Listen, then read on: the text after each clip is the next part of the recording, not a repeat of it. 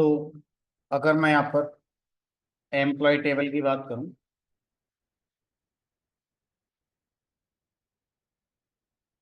ये आपकी employ table चल रही है। कोई भी टेबल आप ले लो, स्टूडेंट ले लो, एम्प्लॉय ले लो, जो भी आपके पास है वो आप अपना ले सकते हो।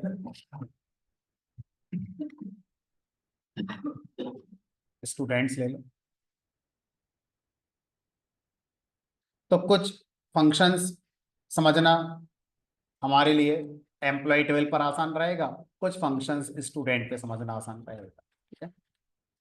अब मान लो मैं ये पता करना चाहता हूं कि टोटल किसी भी कॉलम में कितनी वैल्यूज हैं। जैसे मान लो मैं कुछ एम्प्लॉयज को सैलरी दे रहा हूँ, तो कितने एम्प्लॉयज सैलरी ले रहे हैं? 1 2 3 4 5 6। तो अगर मुझे पता करना है कि किसी कॉलम में कितनी वैल्यूज हैं, तो ऐसा करने के लिए काउंट नाम का एक फंक्शन होता है। तो लिखेंगे यहाँ पर सेलेक्ट काउंट। जिस कॉलम की वैल्यू को काउंट करना है काउंट फंक्शन में, उस कॉलम का नाम पास करेंगे। तो हमने लिख दिया मान लो यहाँ पर इफ फ्रॉम टेबल का नाम। काउंट का एक रूल है कि ये हमारा नॉन मिसिंग वैल्यू काउंट करता है इसे। इसका मतलब है मान लीजिए कोई कॉलम है हमारा और इसका नाम मैं सी कर दूं, और इस कॉलम में एक वैल्यू है 10, एक वैल्यू है नल, एक वैल्यू है 20, और मैं यहाँ पे काउंट के अंदर सी कॉलम का काउंट निकालूं, तो ये मुझे 2 वापस देगा। क्या का 2 ही वैल्यू, 3 नहीं देगा, क्योंकि मिसिंग वैल्यू का काउंट हमारा ये नहीं करता है। ठीक है। तो नॉन मिसिंग वैल्यू किसी भी कॉलम में कितनी है आप पता कर सकते हैं इसका यूज करके। सेलेक्ट की स्पेलिंग सही कर लेते हैं। X। अगर मैं किसी टेबल का काउंट करना चाहूं, टेबल का काउंट का मतलब है टेबल के अंदर रोज का काउंट करना चाहूं, किसी कॉलम में काउंट नहीं, पूरी टेबल में कितनी रोज हैं उनका काउंट करना चाहूं, तो यहां पर मैं काउंट के अंदर कॉलम के नाम की जगह स्टार लिखूंगा। तो ये क्या करता है, ये सिंटैक्स आपको टेबल में जो रोज हैं उनका काउंट लाकर आपको दे देता है। तो टोटल टेबल में भी 6 रोज ही। ठीक है। अब मान लीजिए हमारे पास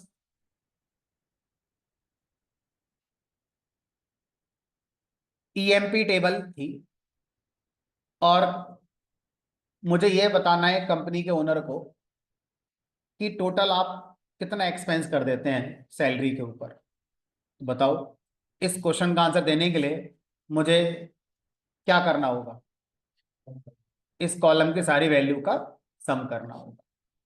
तो अगर मैं मैनुअल करूंगा तो बहुत टाइम लगेगा, कैलसी लेके बैठोगे। जैसे एक्सेल के अंदर आप डायरेक्ट कॉलम सेलेक्ट करो, अपने आप उसका सम आ जाता है।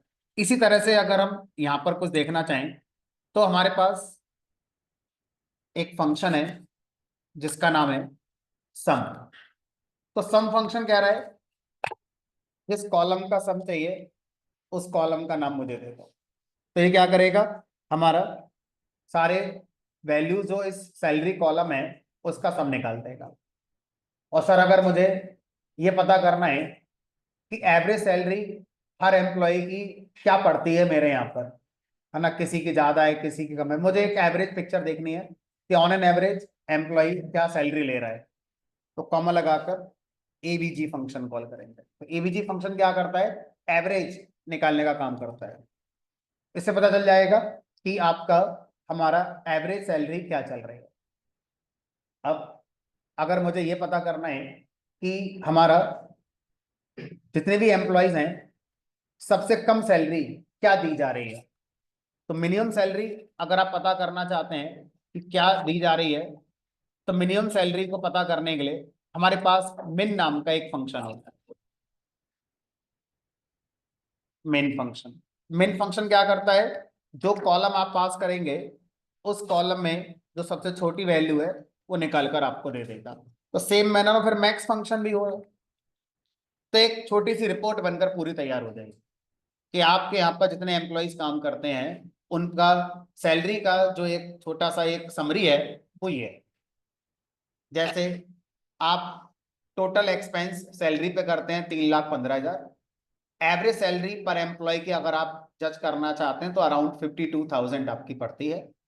सबसे कम सैलरी जो आप दे रहे हैं किसी भी एम्प्लॉय को 20,000 दे रहे हैं, और सबसे ज्यादा सैलरी जो आप किसी एम्प्लॉय को दे रहे हैं वो 80,000 दे रहे हैं।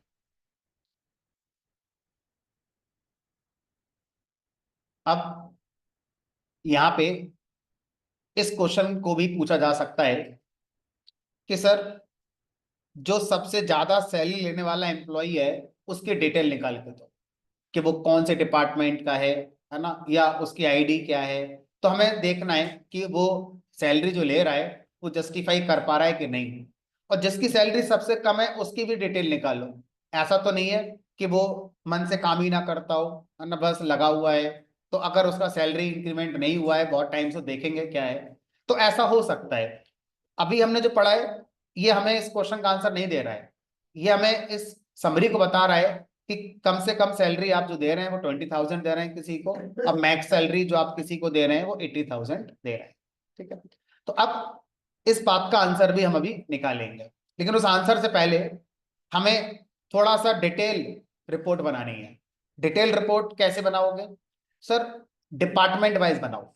डिपार्टमेंट वाइज बनाओ का मतलब है कि आपके जितने भी एम्प्लॉयज हैं वो आपके 3 डिपार्टमेंट में काम कर रहे हैं।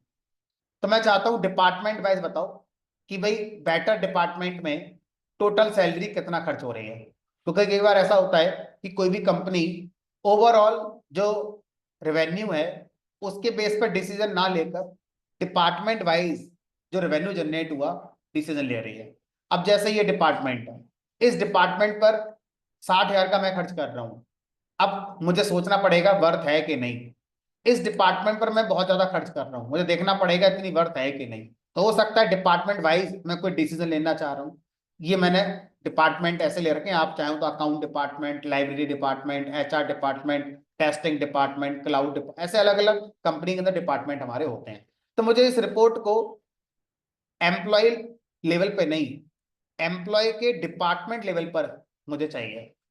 तो अगर आप अपने डेटा को स्प्लिट करके समराइज करना चाहते हैं तो ये जो अभी आपने करा है इसको इंटरव्यू के अंदर आपसे पूछा जाता है कि टेबल की समरी कैसे निकालोगे, किसी भी न्यूमेरिक कॉलम की समरी कैसे निकालोगे। तो किसी भी न्यूमेरिक कॉलम की समरी निकालने के लिए आप जनरली ये 4 फंक्शन का इस्तेमाल कर रहे हो। अगला क्वेश्चन आपसे पूछा जाएगा कि मुझे टेबल की समरी नहीं निकालनी है, मुझे डिपार्टमेंट वाइज समरी निकालनी है। डिपार्टमेंट वाइज समरी निकालनी है। तो अगर आप अपने डेटा को स्प्लिट करना चाहते हैं, ग्रुप करना चाहते हैं, तो आपको यहां पर लिखना होगा। तो सबसे पहले मैं आपको काउंट करके दिखाता हूं कि किस डिपार्टमेंट में कितने एम्प्लॉयज काम करते हैं। ये बहुत इंटरेस्टिंग कमांड होती है। मेरे पास डेटा बहुत कम है, अगर ये 6 लाख रोज होती तो ये लाइक ए मैजिकल कमांड होती कि बहुत जल्दी आपको ये रिपोर्ट मिल जाती कि किस डिपार्टमेंट में कितने एम्प्लॉयज काम कर रहे हैं। चलो अब जो हमारे पास डेटा अवेलेबल है हम उसी से बात करें। Select count of E department. तो हम ई डिपार्टमेंट में काउंट करना चाहते हैं। अगर मैं ऐसे ही लिख दूं फ्रॉम ईएमपी, तो ये कमांड क्या करेगी, ईएमपी टेबल में डिपार्टमेंट कॉलम में जितनी वैल्यूज हैं उसको काउंट कर देगी। तो सर हमें ऐसा नहीं चाहिए, तो फिर क्या करना है, हमें ये बताओ कि कितने डिपार्टमेंट हैं, मतलब यूनिक डिपार्टमेंट के नाम बता के दो। तो ऐसा करने के लिए डिस्टिंक्ट नाम से हमारे पास कीवर्ड होता है। डिस्टिंक्ट जो हमारा कीवर्ड है या फंक्शन आप इसे कह सकते हैं, ये क्या करता है, जो कॉलम आप इसे पास करेंगे उस कॉलम में जो यूनिक वैल्यूज हैं सिर्फ उनके नाम दिखाएगा। कोई वैल्यू दोबारा आई है तो दोबारा उसको नहीं दिखाएगा। तो इससे आपको ये पता चल गया कि मेरे कंपनी में 3 डिपार्टमेंट पे काम किया जाता है। ठीक है, अब इसी काम को अगर मैं आपसे कहूं कि एक लेवल और आगे बढ़ा के करो, एक लेवल और आगे बढ़ा के करो का मतलब है ये भी बताओ कि किस डिपार्टमेंट में कितने। इस डिपार्टमेंट में कितने एम्प्लॉयज, इस डिपार्टमेंट में कितने एम्प्लॉयज, इस डिपार्टमेंट में कितने एम्प्लॉयज, सिर्फ नाम मिलाकर मत दो, उन डिपार्टमेंट में नंबर ऑफ एम्प्लॉयज कितने हैं वो भी लाकर। तो अब अगर आप ऐसा चाहते हैं तो हम क्या करेंगे, यहां पर काउंट लगाएंगे, क्योंकि काउंट करने के लिए काउंट फंक्शन यूज होगा। Count of E department from employ group by. अब मैं डिपार्टमेंट कॉलम को काउंट करना है, डायरेक्टली नहीं, डिपार्टमेंट पर स्प्लिट करके। तो यहां लिखें ग्रुप बाई ई डिपार्टमेंट। तो पहले क्या करा होगा, ग्रुप बाई ने हमारे डेटा को स्प्लिट कर दिया होगा, किस कॉलम के अकॉर्डिंग, डिपार्टमेंट कॉलम के अकॉर्डिंग। इमेजिनेशन कैसे रखोगे, इमेजिनेशन ऐसा रखो कि बिहाइंड द सीन इसके 3 टुकड़े हो गए हों, 1 2 और ये 3 ग्रुप बन गए बिहाइंड द सीन। हर ग्रुप में अब डिपार्टमेंट का काउंट करा गया होगा, इसमें 3, इसमें 2, इसमें 1। तो ऐसा इमेजिन करो बिहाइंड द सीन कुछ हुआ होगा, जबकि फिजिकली ऐसा कुछ होता नहीं है ना, सिर्फ ये लॉजिकल डिवीजन है हमारा। अब एंटर कर दिया, यहाँ गया। अरे सर अब ये कैसे पता चलेगा कि ये 3 किसका संख्या है, 2 किसका है और ये 1 किसका है हमारा यहाँ पर। अब इस काम को कैसे करोगे, इस काम को करने के लिए आप क्या करेंगे, साथ में डिपार्टमेंट भी सेलेक्ट कर लेंगे।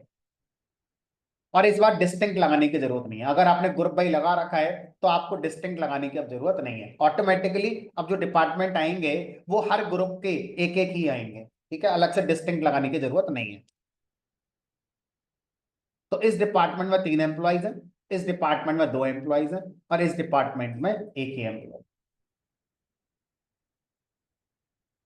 अब सर रिपोर्ट को थोड़ा और एक्सप्लोर करो। अब हमें यह बताओ कि जो बैटर डिपार्टमेंट है उसमें 3 एम्प्लॉयज तो हैं, उन पर कितना खर्चा हो रहा है, वहां पर minimum salary, maximum salary, average salary, पूरी रिपोर्ट बना कर दो। हमने कहा ठीक है। अब हम क्या करने वाले हैं, वही फंक्शंस जो अभी हमने कॉल करे थे साथ में और लिख देते हैं, कॉमा। अब हम चाहते हैं सम ऑफ ई सैलरी आ जाए। अब जो सम ऑफ ई सेल कैलकुलेट होगा वो पूरी टेबल का नहीं होगा, हर डिपार्टमेंट का अलग अलग कैलकुलेट होगा। इसी तरह से एवरेज हर डिपार्टमेंट का अलग अलग आएगा, मिनिमम हर डिपार्टमेंट का अलग अलग आएगा, एंड मैक्सिमम ऑल्सो।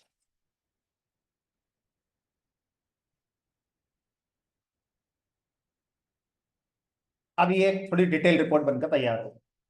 रिपोर्ट कहती है कि इस डिपार्टमेंट में 3 एम्प्लॉयज काम करते हैं, 1,70,000 रुपये आप उस पर एक्सपेंस करते हैं, एवरेज सैलरी अराउंड 56,000, आप अराउंड लगा के इसको कंट्रोल कर सकते हैं। मिनिमम 20,000 है और मैक्सिमम आपकी 80,000 है। मतलब इस डिपार्टमेंट में वेरिएशन बहुत ज्यादा है। ऐसा एम्प्लॉय जिसकी कम सैलरी वो भी इसी में है, और ऐसा एम्प्लॉय जिसकी सैलरी ज्यादा है वो भी इसी में, ठीक है। अगर आप इस वाले डिपार्टमेंट को देखें तो इस वाले डिपार्टमेंट में 2 ही एम्प्लॉयज हैं और दोनों की सैलरी में बहुत ज्यादा डिफरेंस नहीं है, मतलब दोनों लगभग एक जैसी सैलरी हमारे यहाँ पर ले रहे हैं, ठीक है। अगर इस वाले की बात करें, इसमें एक ही एम्प्लॉय, तो कोई कंपेयर करेंगे। तो इस तरह से ये हमारा डिपार्टमेंट वाइज समरी निकल कर आ जाती। अगर ये डेटा बहुत ज्यादा बड़ा होता तो ये डेटा आपको एक मैजिकल रिपोर्ट बनाकर दे सकता था। अब इमेजिन करो, अमेजन अमेजन ने मुझे अपना डेटा दे दिया। उस डेटा में क्या क्या था, हाइपोथेटिकली कंसीडर करते हैं। ऑर्डर आईडी, उसके बाद ऑर्डर डेट, ऑर्डर प्राइस, उसके बाद ऑर्डर कैटेगरी, ठीक है। मान लो ये डेटा है, ऑर्डर कैटेगरी फर्नीचर, इलेक्ट्रॉनिक्स, ठीक है, होम डेकोरेशन। इस तरह से अलग अलग कैटेगरी के लोगों के ऑर्डर आए हैं। अब मान लो एक साल 2024 का अमेजन ने जितना बिजनेस किया, सारे ऑर्डर का डेटा उनके पास है। ऑब्वियसली अमेजन वाले भी सारा डेटा टेबल में रख रहे होंगे, क्योंकि जब आप ऑर्डर प्लेस कर रहे हो तो वो डेटा कहीं ना कहीं डेटाबेस की टेबल में स्टोर हो रहा है, ना कि एक्सेल में स्टोर हो रहा है। ठीक है। अब अगर वो डेटा मुझे मिल जाए तो मैं एक रिपोर्ट बना कर दे सकता हूँ कि पूरे साल अमेजन ने कितना रेवेन्यू जनरेट करा, ऑर्डर प्राइस का सम निकाल लो, और एन एवरेज हर ऑर्डर से कितना रेवेन्यू जनरेट हुआ, एवरेज फंक्शन लगा दो।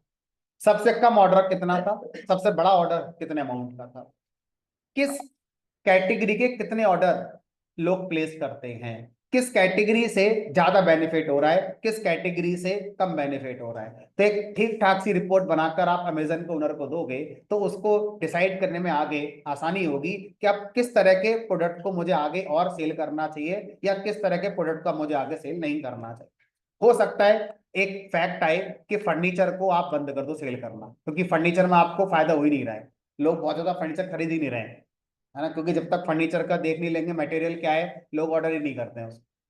ऐसा हो सकता है आपको नजर आए, पता चला कि कोई प्रोडक्ट ऐसा है जो हमारा बड़ी क्वांटिटी में है, लोग ज्यादा प्रेफर कर रहे हैं, छोटी क्वांटिटी के ऑर्डर आपके कम आ रहे हैं, ऐसा हो सकता है। तो अगर आप हमें डेटा दे दोगे तो आपको बहुत अच्छी रिपोर्ट बनाकर दी जा सकती है जो डिसीजन मेकिंग में आपको हेल्प करेगी।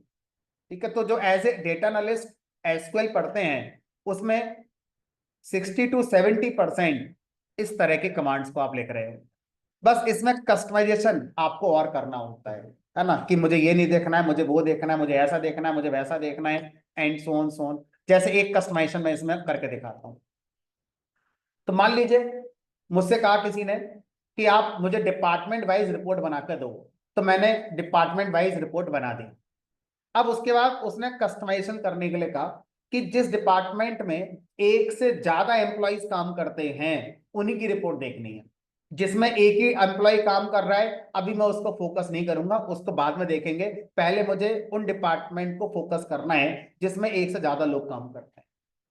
अमेजन वाले केस में मुझे पहले उन ऑर्डर्स की डिटेल ला कर दो, जिन उन कैटेगरी वाले ऑर्डर्स की डिटेल ला कर दो जिसमें 10,000 से ज्यादा ऑर्डर एक साल में प्लेस हुए हैं, जिनमें 10,000 से कम हुए हैं उनको बाद में देखेंगे, या उल्टा जिस कैटेगरी में ऑर्डर मेरे 1,000 से भी कम आए हैं मुझे उनकी चिंता हो रही है कि ऐसा क्यों हुआ है, मुझे पहले उसका डेटा दिखाओ, बाकी का बाद में देखेंगे, बाकी का तो अच्छा चल ही रहेगा।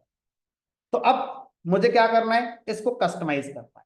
अब कस्टमाइज कैसे करेंगे वो देखेंगे। तो अब ये जो कमांड आपने लिखी है, इस कमांड में from EMP group by E department आगे बढ़ेंगे। इसका मतलब आप चाहते हैं कि ये वाला डेटा ना दिखे, हमने कहा हम चाहते हैं ये वाला डेटा हमें ना दिखे। तो अभी बताओ किसी भी चीज को फिल्टर करने के लिए कौन सी कंडीशन लगाई जाती है, वेयर। अभी तक हमें ये पढ़ाएगा, वेयर कंडीशन का एक रूल होता है।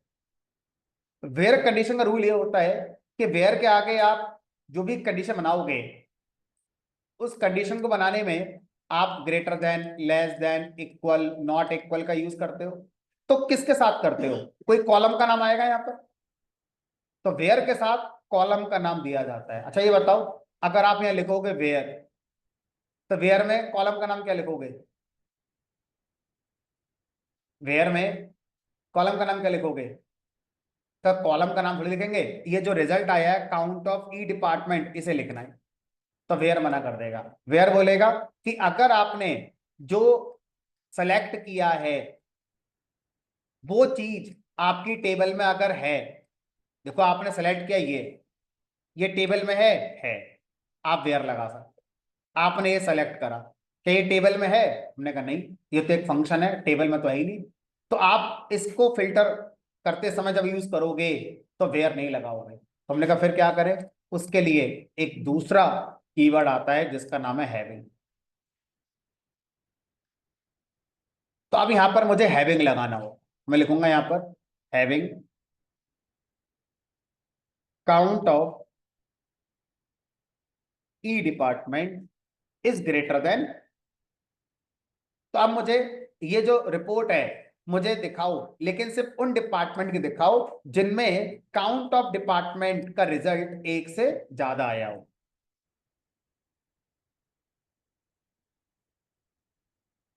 तो इस तरह से हम रिपोर्ट को फर्दर और कस्टमाइज करना चाहें तो फर्दर और कस्टमाइज कर सकते हैं। अब मैं एक काम करता हूं, आपको वेयर और हैविंग का डिफरेंस एक सिंपल कमांड में सिखाता हूं। ये तो एक स्टैंडर्ड हो गया कि जनरली जब आप इस तरह की समरी प्रोड्यूस करते हैं एग्रीगेट फंक्शंस का यूज करके, और उस समरी को फर्दर कस्टमाइज करना होता है, फर्दर फिल्टर करना होता है, तो हैविंग लगा के किया जाता है। अब मैं आपको इस एग्रीगेट फंक्शन के बिना नॉर्मल कमांड में हैविंग और वेयर का डिफरेंस समझाऊंगा तो समझ में आ जाएगा। ठीक है, चलो तो थोड़ी देर के लिए इस एग्रीगेट फंक्शन को रोककर हैविंग और वेयर के डिफरेंस पर डिस्कशन करते हैं। तो अब हमारे पास select star from EMP table है, देख लेते हैं, हम देख लेंगे। अब मैंने यहां पे लिखा सेलेक्ट के साथ स्टार हटाकर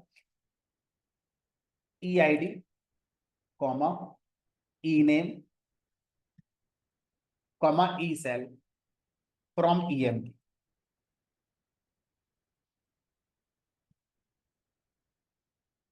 वेयर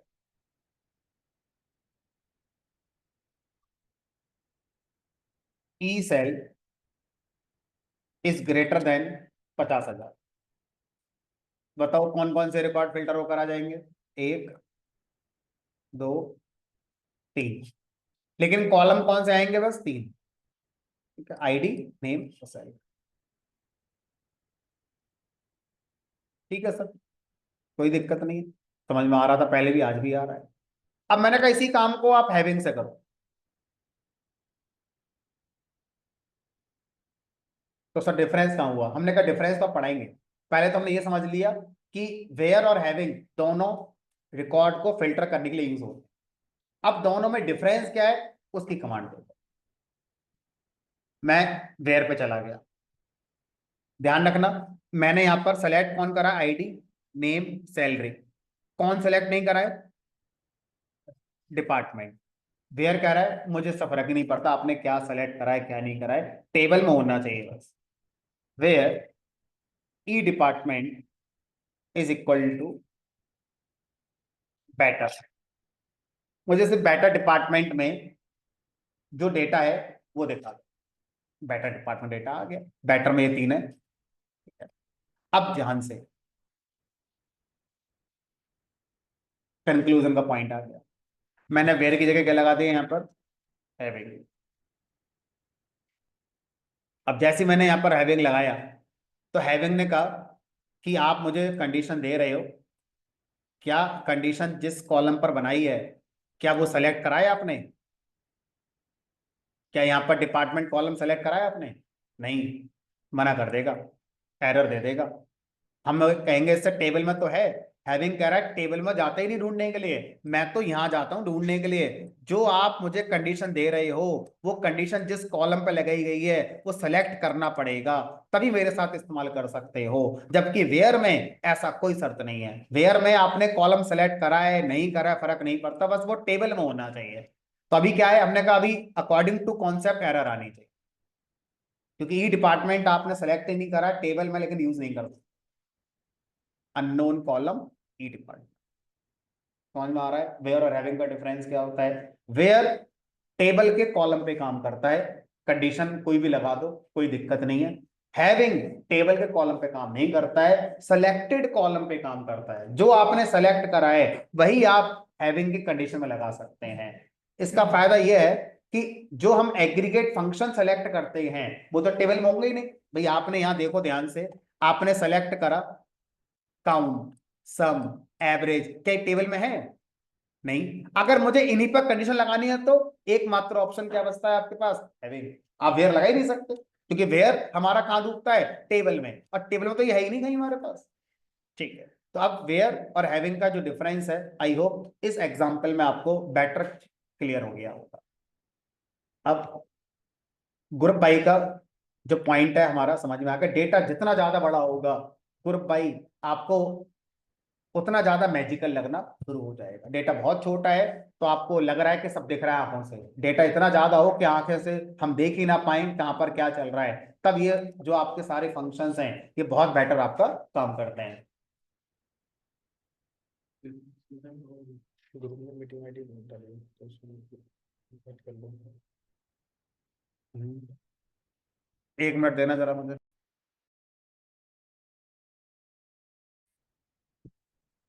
तो इस तरह से आप हैविंग और वेयर के डिफरेंस को समझ सकते हैं। अब आगे बढ़ते हैं और उस आंसर ढूंढते हैं कि सर उस ईएमपी टेबल में हमें ये पता करना है कि वो एम्प्लॉय जो ज्यादा सैलरी ले रहा है उस एम्प्लॉय का डेटा क्या है ना, वो मुझे पता करना है। तो चलो अगर हम इसको करने की कोशिश करें तो शायद ऐसे कर सकते हैं कि select star from EMP where. अब वेयर में कंडीशन किस पे लगानी चाहिए हमें? सैलरी पर, क्योंकि हमें मैक्स सैलरी वाला एम्प्लॉय चाहिए। Where E sal is equal to, अब क्या लिखें यहां पर? क्या ये लिखना सही होगा 80,000? अगर मैं ऐसे लिखूंगा तो सर ये तो स्टैटिक हो गया, कल को टेबल में चेंज हुआ, एम्प्लॉय की सैलरी बढ़ी कम हुई और जिसकी सैलरी 80,000 वो चला गया तो क्वेरी हमारा काम नहीं करेगी। तो आपने कहा कि सर यहाँ पर मैक्स फंक्शन कॉल कर देते हैं, मैक्स ऑफ ई सेल। अब यहां से अब हमें एक नई चीज सीखने को मिलेगी। ठीक है, वो क्या चीज सीखने को मिलेगी वो देखते हैं। एंटर करेंगे और ये एरर आ जाएगी। जब कभी हम वेयर के आगे कोई भी एग्रीगेट फंक्शन कॉल करते हैं तो एग्रीगेट फंक्शन हमेशा सेलेक्ट के साथ यूज होगा।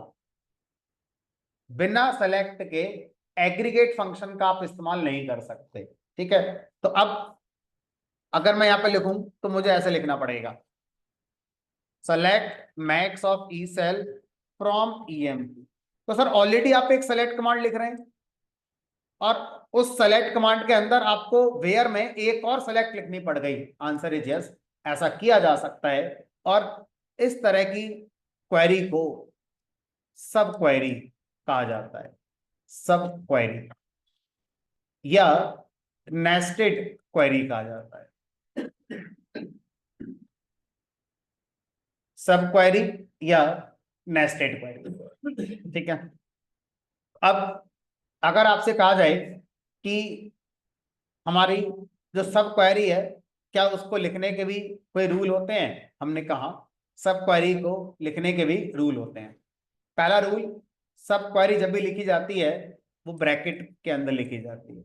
अगर बिना ब्रैकेट के लिखोगे तो आपकी एरर आ जाएगी, ये पहला रूल है।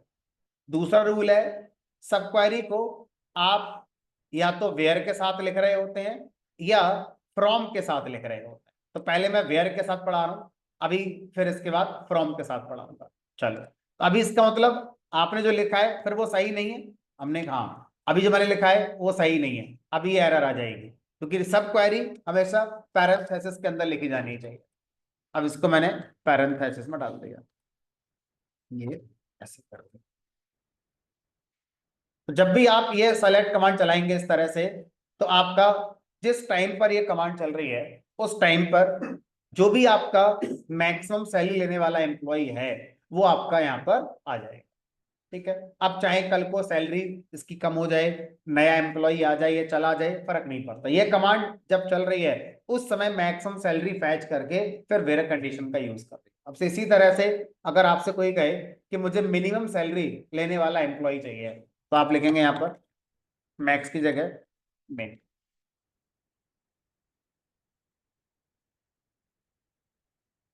तो इस तरह से हम सब क्वेरी का कॉन्सेप्ट यूज करके इस काम को कर सकते हैं। अब अभी आपने जो सब क्वेरी लिखी है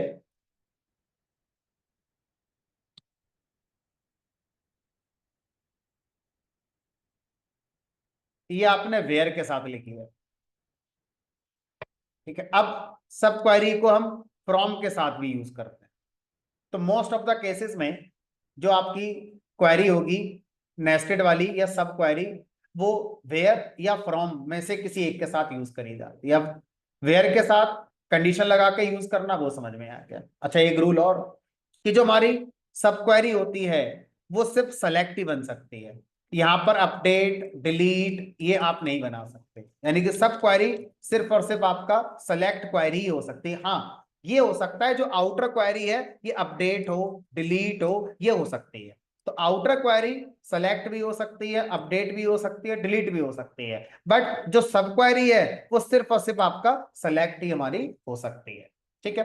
अब दूसरा सब क्वेरी लिखने का तरीका, दूसरा सब क्वेरी लिखने का तरीका फ्रॉम के साथ। तो मैं लिखा है यहां पर सेलेक्ट स्टार फ्रॉम। अभी बताओ फ्रॉम के आगे इन जनरल हम क्या लिखते हैं, ये इसे बोलते हैं टेबल का नाम। अब हमसे कहा जा रहा है फ्रॉम के आगे आप अपनी सब क्वेरी भी लिख सकते। क्या लिखे इसमें, हमने कहा चलो मान लिख दिया मैंने select E I D comma E name from E M. अभी सब क्वेरी लिखने का इस तरह की कोई सेंस नहीं है, ना कोई जरूरत है, लेकिन हम सीख रहे हैं कि हम ऐसा कर सकते हैं, कभी जरूरत आन पड़ी तो हम फ्रॉम के साथ सब क्वेरी भी लगा सकते हैं। ठीक है, तो पहले आज समझ लेते हैं, हो सकता है कभी आगे क्लास में जरूरत पड़ जाए हमारी। तो select E I D E name from E M P. अब ये बताओ इस वाले से क्या रिजल्ट आएगा, बिहाइंड द सीन एक रिजल्ट बनेगा। इस रिजल्ट में कितने कॉलम आएंगे, दो, दो ही तो आएंगे, ई आई डी और ई नेम। लेकिन रिकॉर्ड रिकॉर्ड तो सारे आएंगे, जितने भी हैं सारे आ गए। अब इस सब क्वेरी से जो रिजल्ट बना, इस रिजल्ट को ये फ्रॉम टेबल मानेगा। ये फ्रॉम बोलेगा मेरी टेबल तो अब ये है, मुझे एक्चुअल ईएमपी टेबल से कोई मतलब नहीं है, इसने जो रिजल्ट प्रोड्यूस किया है इस फ्रॉम को, इसको टेबल कंसीडर करना है। तो इस तरह की टेबल को जो किसी सब क्वेरी के सिलेक्शन से बनी है उसको हम डिराइव्ड टेबल कहते हैं। Derived, DRIVD, derived table. तो कई बार पूछ लेते हैं इंटरव्यू के अंदर कि डिराइव्ड टेबल क्या होती है। ऐसी टेबल जो फ्रॉम के आगे हम लोग मेंशन करते हैं और वो किसी सेलेक्ट कमांड का रिजल्ट है, ना कि एक्चुअल किसी टेबल का नाम। तो ऐसे सेलेक्ट कमांड के रिजल्ट को डिराइव्ड टेबल कहा जाता है। तो इस सेलेक्ट कमांड का रिजल्ट इस फ्रॉम के लिए डिराइव्ड टेबल की तरह काम करेगा। अभी ये पूरा नहीं हुआ है, अभी मैं फिर भी रन करूंगा तो एक एरर आएगी, उस एरर से कुछ सीखने को मिलेगा। क्या लिखकर आया है, एवरी डिराइव्ड टेबल, मतलब इसकी बात हो रही है ना, must have its own alias. मतलब मुझे क्या करना है, इस डिराइव टेबल का क्या बनाना है, एलाइस बनाना है। कैसे बनाएंगे, एज, कोई भी नाम दे दो जो आपका मन करे, जो आपका मन करे। तो मान लो मैंने इसका नाम डिराइव ही रख दिया, तो ऐसा कोई रूल नहीं है कि इसका नाम डिराइव रखना है, बट रीडेबिलिटी हो जाएगी कि हाँ इसको ये कहते हैं, मैंने इसलिए इसका नाम ये रख दिया। अब ये बताओ सोच समझकर, स्टार का मतलब क्या होता था, ऑल, क्या कॉलम्स कहते हैं भाई, रिकॉर्ड नहीं कहते, रिकॉर्ड रोज को कहते हैं कॉलम्स। तो स्टार का मतलब होता है ऑल कॉलम्स। अच्छा बताओ ये ऑल कॉलम्स किस टेबल के होते हैं, जो फ्रॉम के आगे लिखी होती है। अब इस बार बताओ फ्रॉम के आगे कौन सी टेबल है, डिराइव्ड टेबल। तो इस ड्राइव टेबल में कितने कॉलम है, दो। इसका मतलब इस बार ये स्टार कितने कॉलम को रिप्रेजेंट कर रहा होगा, इन दोनों। तो रिजल्ट जो आएगा फिर हमारा इस तरह से आएगा।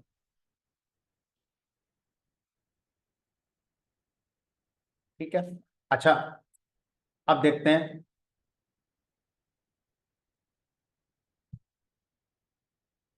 अब बताओ एरर आएगी क्योंकि जो डिराइव टेबल है उसमें ई डिपार्टमेंट तो है ही नहीं, और इस सेलेक्ट को तो वही टेबल है जो राइट टेबल है, एक्चुअल टेबल से मतलब ही नहीं। इसे देखते हैं, हो सकता है निकल कर आई जाए कुछ हमारा अननोन कॉलम।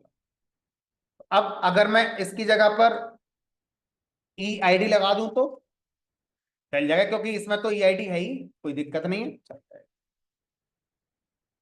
डिराइव्ड टेबल, ये FAQ है, फ्रीक्वेंटली आस्क्ड क्वेश्चन, इंटरव्यू के अंदर बहुत पूछा जाता है, डिराइव्ड टेबल किसे कहते हैं और इसका इस्तेमाल कहाँ किया जाता है। ठीक है, तो मैंने आपको पहले क्वेश्चन का आंसर दे दिया, डिराइव्ड टेबल क्या होती है। किसी भी सेलेक्ट क्वेरी के रिजल्ट को अगर हम किसी दूसरी सेलेक्ट क्वेरी के लिए यूज करते हैं तो इस सेलेक्ट क्वेरी के रिजल्ट को डिराइव्ड टेबल कहते हैं, आउटर क्वेरी सेलेक्ट के। इसका इस्तेमाल हम कब करते हैं, इसका इस्तेमाल जनरली हम फ्रॉम कीवर्ड के आगे करते हैं, लेकिन किस सिनेरियो के आने पर करते हैं अभी मुझे उसका आंसर नहीं पता। इसका आंसर हमें आगे मिलेगा कि हम ऐसा क्यों कर रहे हैं। अभी हमें ये पता है कि ऐसा करना है और ये एक टॉपिक होता है, टॉपिक के नाम पर ये बात खत्म हो गई, लेकिन क्यों करा ऐसा उसका आंसर अभी हमारे पास नहीं है, क्योंकि वो अगले वाले कमांड में शायद आपको मिल जाएगा जब आगे बढ़ेंगे। ठीक है, तो अब अगर हम आज देखें तो आज हमने एक तो पढ़ा एग्रीगेट फंक्शन। एग्रीगेट फंक्शन क्या होता है उसके बताओ, क्या पढ़ा अभी? अरे हैविंग फंक्शन पढ़ा पहले, उसके बाद हाँ मतलब उसी का पार्ट मान लो, उसके बाद सब क्वेरी। सब क्वेरी के अंदर ही आपका दो पार्ट होते हैं, उनमें से एक हमारा डिराइव टेबल। यानी कि अगर हम ध्यान से देखें तो ड्राइव टेबल शब्द तभी एग्जिस्ट करेगा जब सब क्वेरी एग्जिस्ट करेगी। अगर सब क्वेरी नहीं है तो ड्राइव टेबल का मतलब ही खत्म हो गया। ठीक है, चलो अब नोट्स इसके मैं आपको लिखकर शेयर कर दूंगा, तो मैं नोट्स लिखने में टाइम नहीं लगाना चाहता है ना, ताकि हम थोड़ा आगे ज्यादा पढ़ पाए। तो मैं जैसे क्लास में लिख रहा हूँ उसकी जगह ऑलरेडी मेरे पास है, मैं वो लिखकर आपको ग्रुप में शेयर कर दूंगा। हम आगे पढ़ते हैं, ज्यादा बेटर रहेगा। तो अब अगला पॉइंट हमारा यहाँ पर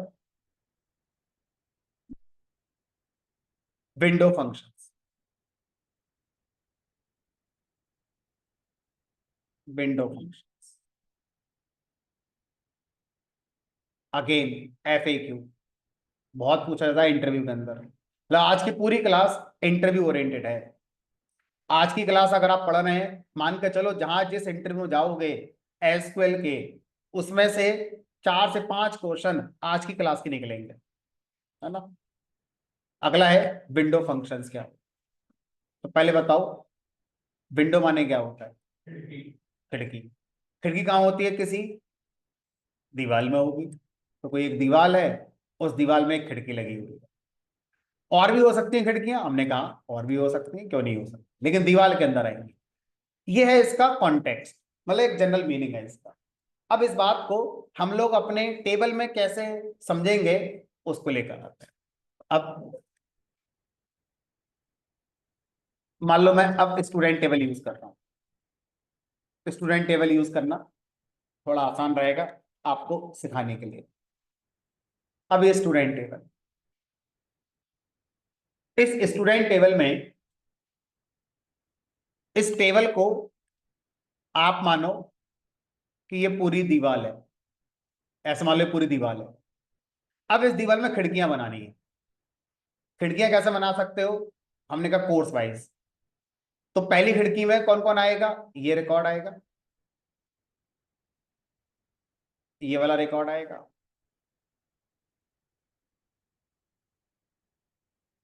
ये वाला रिकॉर्ड आएगा।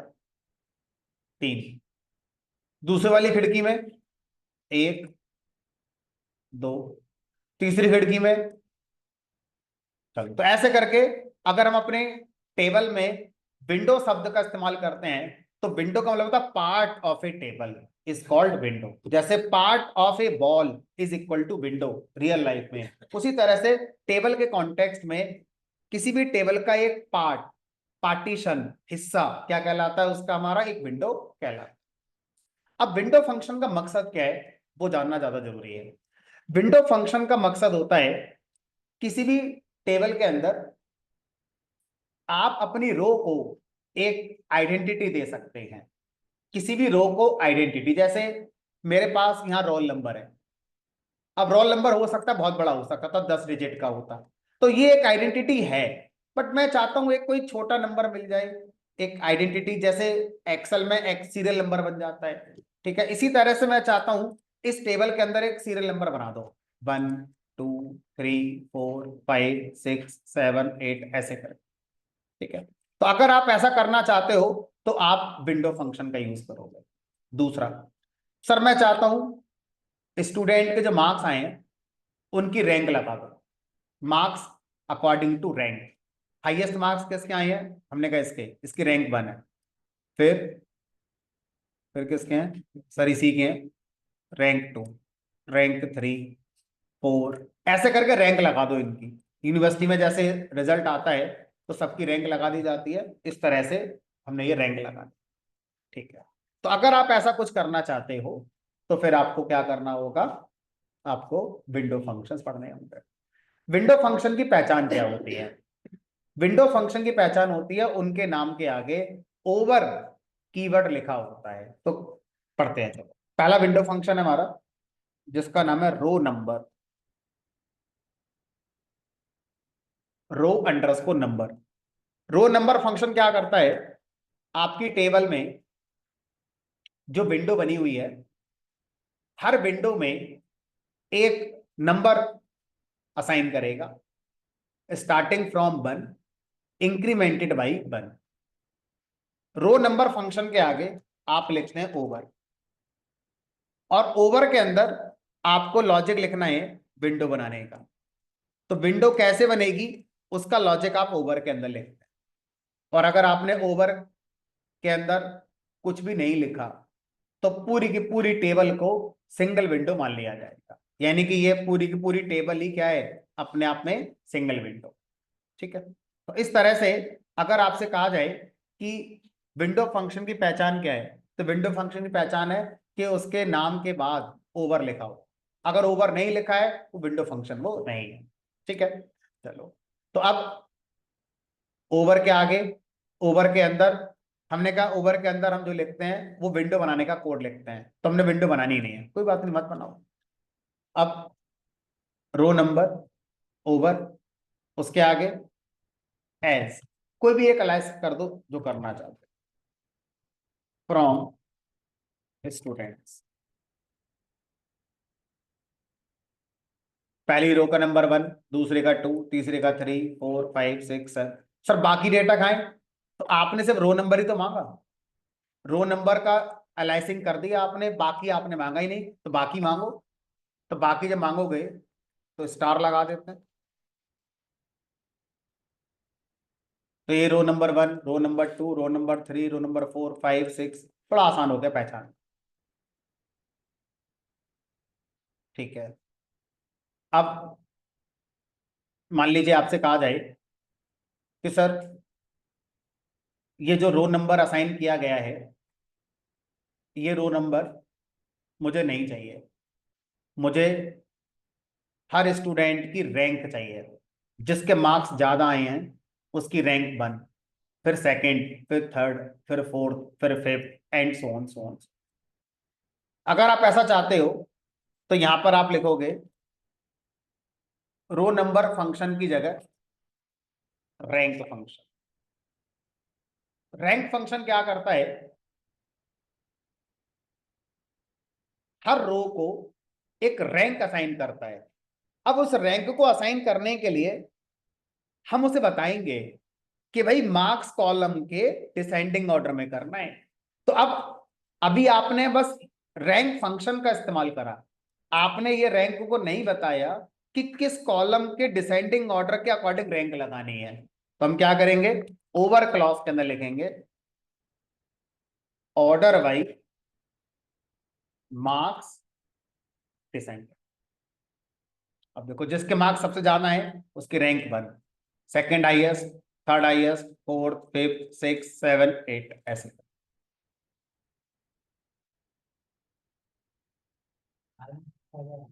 हाँ? ये कॉलम सबसे पहले आप ले आओ, तो यहां से आप ये हटा दो।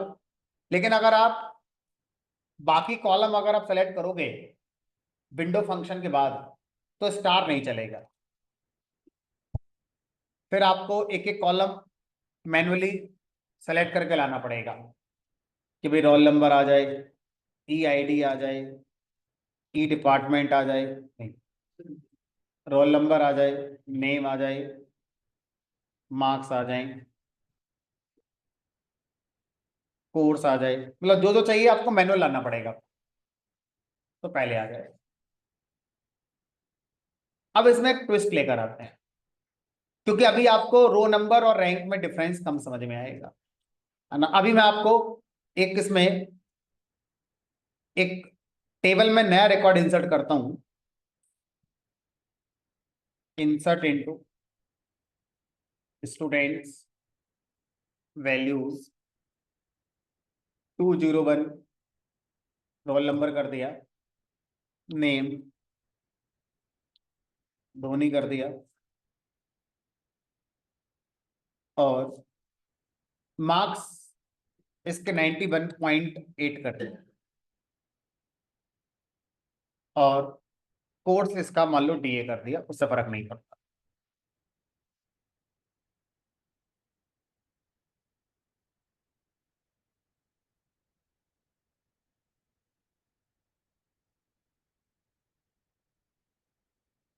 टेबल का स्ट्रक्चर पहले कोर्स, फिर रोल नंबर, फिर नेम, कोर्स, रोल नंबर, फिर नेम, फिर मार्क्स।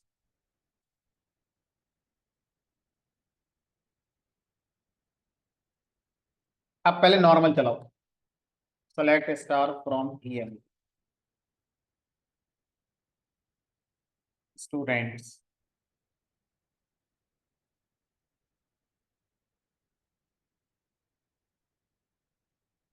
मैंने करा क्या, दो रिकॉर्ड ऐसे कर दिए जिनके मार्क्स सेम।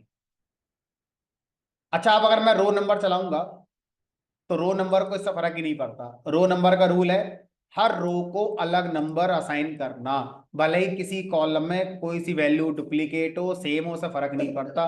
पूरी की पूरी रो डुप्लीकेट हो, से फर्क नहीं पड़ता, हर रो को अलग नंबर असाइन करना रूल है हमारा रो नंबर का। लेकिन जो हमारा रैंक फंक्शन है, रैंक फंक्शन अगर दो जगह वैल्यू सेम है तो उनकी रैंक सेम जनरेट करेगा। अब अगर मैं इस कॉलम पर रैंक की जगह रो नंबर लगा दूं, और रो नंबर को भी मैं मार्क्स के डिसेंडिंग ऑर्डर में ही लगवाऊं, कर सकते हैं ऐसा, तो भी आपका आंसर सही नहीं आएगा। देखो 1, ये कह रहा है मैं 2 क्यों हूं, मेरे नंबर तो वही आए हैं, क्योंकि ये 2 पर इसलिए क्योंकि 100 प्राइमरी की रोल नंबर पहले आता है, ये प्राइमरी की है। अगर दो जगह पर सेम टाई हो जाता है तो जो रोल नंबर प्राइमरी की है उसके अकॉर्डिंग आएगा। कायदे से देखो तो दोनों की रैंक तो सेम है। तो अब अगर मैं यहां पर रो नंबर की जगह रैंक लगा दूं,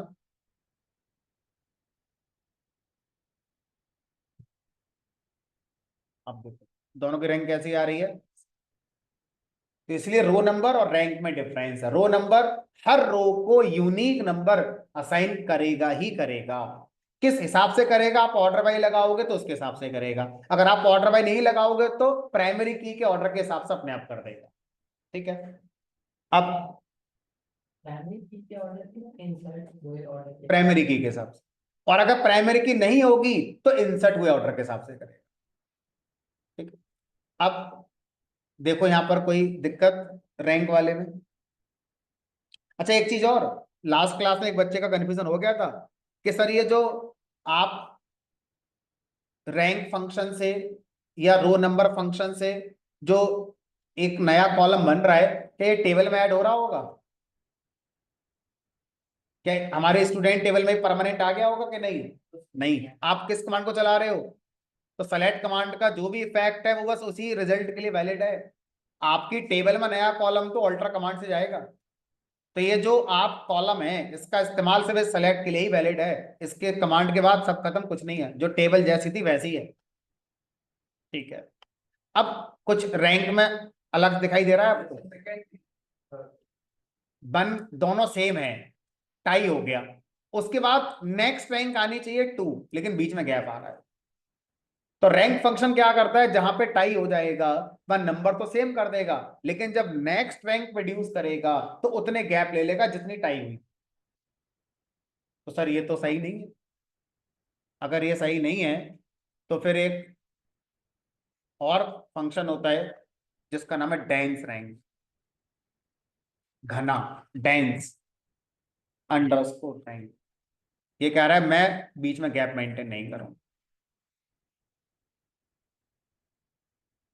तो row number, rank, dense rank बहुत पूछा जाता है इंटरव्यू के अंदर, खास तौर से रैंक और डेंस रैंक में क्या डिफरेंस है।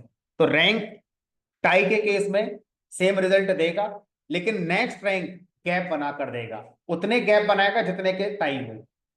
डेंस रैंक में सेम रैंक आएगी सेम वैल्यू होने पर, और नेक्स्ट रैंक भी हमारा नेक्स्ट नंबर से आएगी, उसमें कोई गैप हमारा मेंटेन नहीं होगा। तो ज्यादा बार इसका मतलब हम डेंस रैंक का इस्तेमाल करते हैं।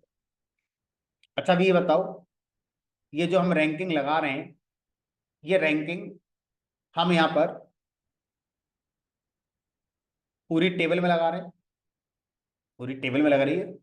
मैं कह रहा हूं कोर्स वाइज रैंक लगाओ, पूरी टेबल पर नहीं, कोर्स वाइज लगाओ। मतलब इस टेबल में क्या बनाओ, अलग अलग विंडो बनाओ। अभी क्या है, अभी पूरी टेबल को ही विंडो माना गया है। कैसे बनाओगे, तो यहां पर हम ओवर के अंदर लिखते हैं पार्टीशन, पार्टीशन बाई, किसके अकॉर्डिंग विंडो क्रिएट करनी है, कोर्स। उसके बाद ऑर्डर बाई। ठीक है, आप देखो ये एक विंडो बन गई डेटा एनालिटिक्स कोर्स की, इसमें अपनी रैंक लगी 1 2 3 4। ये दूसरी, ये एक विंडो हो गई। एक्चुअल में विंडो फंक्शन का नाम इस तरह के कॉन्सेप्ट के अकॉर्डिंग पड़ा। एक विंडो ये हो गई, एक विंडो ये बन गई, विंडो 2, इसकी अपनी रैंक हो, विंडो 3 इसकी अपनी रैंक हो। तो ओवर जो हम यहां पर यूज करते हैं, ओवर क्लॉज इसे कहते हैं, क्लॉज। तो ओवर क्लॉज जब हम यूज करेंगे तो वहां पर हम दो चीज बताते हैं, विंडो कैसे बनेगी, पार्टीशन वाई का यूज करके, और जो भी हम रैंक रो नंबर असाइन करेंगे उनका सीक्वेंस कैसे कंट्रोल करें, ऑर्डर वाई का यूज करके। ठीक है, तो इस तरीके से हम इन विंडो फंक्शंस का यूज कर सकते हैं। अब उस क्वेश्चन का आंसर मैं देता हूं, डिराइव टेबल आपने क्यों बनाई। यहां पर आपको आंसर मिलेगा कि डिराइव टेबल आपने क्यों बनाई। क्वेश्चन क्या है, क्वेश्चन है हर डिपार्टमेंट में टॉप करने वाले स्टूडेंट डेटा लाकर, हर डिपार्टमेंट में टॉप करने वाले स्टूडेंट का डेटा दो। मतलब क्या चाहते हो, ये चाहते हो हमने कहा, और ये, और ये, सोचो क्या मैं इसको मैक्स फंक्शन से कर पाऊंगा, नहीं। मैक्स फंक्शन तो बस इसको और इसको ले आएगा क्योंकि ये मैक्सिमम है, मुझे मैक्सिमम हर विंडो में चाहिए। अब यहां पर कैसे डिराइव टेबल का इस्तेमाल करके इस काम को कर सकते हैं, ध्यान से देखेंगे। मैंने लिखा है यहां पर, ये जो पूरी कमांड है ये वाली, इस पूरी कमांड को मैंने सब क्वेरी बना दिया ठंडे दिमाग से, है ना, जल्दीबाजी नहीं करेंगे। इसको हमने बना दिया पूरी सब क्वेरी एज डिराइव्ड। अभी और कुछ करना होगा तो कर लेंगे। अब अगर ये सब क्वेरी है पूरी की पूरी, तो इसके पहले फिर एक मेन क्वेरी लिखो, सेलेक्ट स्टार फ्रॉम। ठीक है, अब ये बताओ कि यहां से जो जो आया वो सब आ गया, लेकिन अब मैं क्या चाहता हूं, जो डिराइव्ड टेबल में रिकॉर्ड आए हैं वो सारे ये आ गए होंगे, इनमें से मुझे फिल्टर करने हैं। कौन से फिल्टर करने हैं, जहां पर रो नंबर की वैल्यू क्या हो, 1। क्या लिखें यहां पर, अब यहां पर आप हैविंग भी लगा सकते हो और वेयर भी लगा सकते हो। क्यों लगा सकते हो, क्योंकि अब इस वाले फ्रॉम के लिए तो ये टेबल हो गई, और इस टेबल के अंदर तो ये जो आर एन नाम का कॉलम है वो आ ही गया हमारा, तो यहां लिखेंगे as derived where R N is equal to, तो जहां जहां आर एन की वैल्यू 1 है वहां वहां पे, तो हर डिपार्टमेंट में टॉप करने वाले का डेटा आ गया। तो ये वो स्टूडेंट है जो हर डिपार्टमेंट में टॉप करता है। यानी कि जो डिराइव्ड टेबल है उसका जो यूज होता है मेन, वो विंडो फंक्शंस के साथ होता है, क्योंकि डिराइव्ड फंक्शन से जो टेबल बनी है उसको हम लोग अगर यूज करना चाहते हैं तो यूज कर रहे होते हैं विंडो फंक्शन के साथ। और विंडो फंक्शन से जो रिजल्ट बना है उस रिजल्ट पर अगर मैं कंडीशन लगाना चाहूंगा तो मुझे एक और आउटर क्वेरी लेके चलनी पड़ेगी। तो इस तरीके से हमारा लास्ट वाला जो क्वेश्चन था उसका आंसर भी आ गया, और इस तरह से हमारे विंडो फंक्शन कॉन्सेप्ट भी हो जाता है। अब जो विंडो फंक्शंस होते हैं ये तीन तो वो हैं जो बहुत इंपॉर्टेंट हैं। इसके अलावा और भी होते हैं, जैसे first value, last value, lead function, lag function, और भी बहुत सारे फंक्शन है जो यहाँ पर हमारे विंडो फंक्शन की तरह यूज होते हैं। फटाफट से उनको देखते हैं, उनका बहुत ज्यादा कोई एग्जिस्टेंस नहीं, बट सिलेबस में है तो फटाफट देख लेते हैं, कोई दिक्कत नहीं।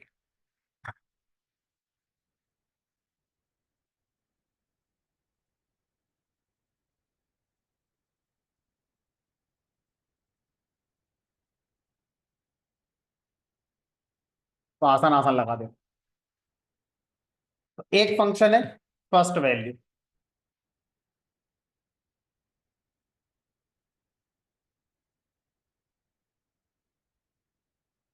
क्या चाहते हो? हम चाहते हैं कि आपकी जो स्टूडेंट टेबल है, उस टेबल में जो सबसे पहली मार्क्स की वैल्यू है, हर रो में वो वैल्यू आ जाए। सबसे पहली वैल्यू मार्क्स की क्या थी? 91.8। हर किसी की क्या आ गई? 91.8, 91.8, 91, 91, 91, ये वैल्यू सबकी आ गई। और अगर मैं आपसे कहूं लास्ट वैल्यू हर रो के आगे आ जाए, तो कौन सा फंक्शन होगा फिर फर्स्ट वैल्यू की जगह पर? Last value. अब आप मुझसे जरूर पूछोगे सर ऐसा करके हासिल क्या कर लिया आपने? बस ठीक है, हो गया चल गया तो करेंगे, ऐसा हो गया चल गया, कोई मतलब भी तो इन बातों का? तो इसका मतलब इस डेटा पर नहीं है, इसका मतलब सेल्स के डेटा पर आएगा। मैं आपको हाइपोथेटिकली समझाता हूँ क्योंकि वो डेटा अभी हमारे पास नहीं है। इमेजिन करो मेरे पास ये डेट है और ये मेरी कंपनी की सेल है। ठीक है, 1 मार्च 2025 सेल हुई 10,000। 2 मार्च, 3 मार्च, 4 मार्च, 5 मार्च, ऐसे करके 31 मार्च, और हर दिन की सेल लिखी हुई है। क्या चाहते हो? मैं ये चाहता हूं पहले दिन जो सेल हुई, हर दिन की सेल पहले दिन की सेल से कंपेयर करी जाए। मतलब यहाँ पर 50,000 है, यहाँ 40,000 है, यहाँ 35,000 है, मुझे कंपेयर करनी है पहले दिन की सेल से। तो आप ऐसे करोगे तो देखने में अजीब लगेगा। ऐसे करके एक काम करो, इसके बाजू में नया कॉलम बना दो, first day sale. First day sale 10,000, 10,000, 10,000, 10,000। अब आपको कंपेयर करना आसान हो जाएगा कि इस दिन की सेल ये है, 10 तारीख की सेल ये है, पहले दिन की ये थी, 15 तारीख की सेल ये है, और ये थी। अब सोचो इसी तरह से अगर मुझे हर दिन की सेल लास्ट डे की सेल से कंपेयर करना हो, कई बार क्या होता है लास्ट डे पर ऑफर ज्यादा आते हैं कि भाई लास्ट मंथ एंड चल रहा है, चलो ऑफर ज्यादा हो गए, ज्यादा बिजनेस हो गया। तो मुझे कंपेयर करना है कि लास्ट डे जितना बिजनेस मैंने जनरेट किया था, वो हर दिन की सेल से कितना कम है, कितना ज्यादा है। तो मुझे लास्ट वैल्यू की जरूरत पड़ेगी कंपेयर करने के लिए। तो सेल्स के डेटा में फर्स्ट वैल्यू और लास्ट वैल्यू फंक्शन की जरूरत बहुत ज्यादा पड़ती है। ठीक है, अब इसी तरह से सर मैं कंपेयर करना चाहता हूं किसी भी दिन की सेल उसके प्रीवियस डे की सेल से कितनी है। जैसे आज 24 मार्च को, अब कंपनी मुझसे कह रही है आज आपने सेल जो भी करी, इसको कंपेयर करो 23 मार्च की सेल से। आपने ज्यादा करी 23 तारीख से कि कम करी? तो सोचो, अगर मैं ऐसा करना चाहता हूं तो मेरे पास फंक्शन का नाम है लास्ट वैल्यू की जगह लैग। लैग फंक्शन क्या करता है? प्रीवियस वैल्यू को लाकर हमें दे देता है। तो अब बताओ इसकी प्रीवियस कौन है? कोई है ही नहीं, नल। इसकी प्रीवियस कौन है? 91, याद है। इसकी प्रीवियस कौन है? ये याद।